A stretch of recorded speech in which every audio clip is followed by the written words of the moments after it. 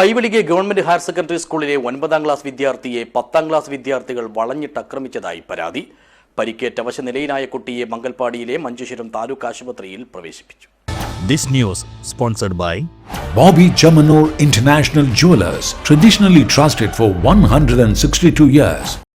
പൈവളികെ സ്വദേശിയായ ജലാലുദ്ദീന്റെ മകനും Paivalike government higher secondary സ്കൂളിലെ 9ാം ക്ലാസ് വിദ്യാർത്ഥിയുമായ മുഹമ്മദ് ജദീം എന്ന 14 വയസ്സുകാരനാണ് ഇതേ സ്കൂളിലെ 10ാം ക്ലാസ് വിദ്യാർത്ഥികളുടെ ക്രൂരമായ മർദ്ദനത്തിന് ഇരയായത്. കുട്ടിയുടെ കഴുത്തിനും നെഞ്ചിനും ഗുരുതരമായി ഇടിയേറ്റിട്ടുണ്ട്.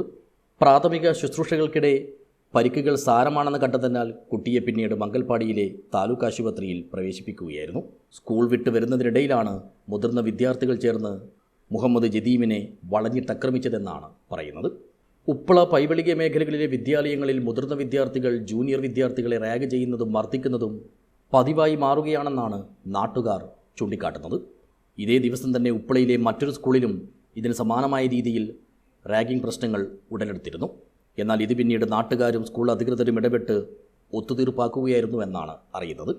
കുട്ടികൾക്കിടയിലെ ഇത്തരം ആക്രമണ പ്രവണതകൾക്കെതിരെയും റാഗിങ്ങിനെതിരെയും സ്കൂൾ അധികൃതരും പോലീസും കർശന നടപടി സ്വീകരിക്കണമെന്നാണ് രക്ഷിതാക്കളും അഭ്യുദയകാംക്ഷികളുമെല്ലാം ആവശ്യപ്പെടുന്നത്.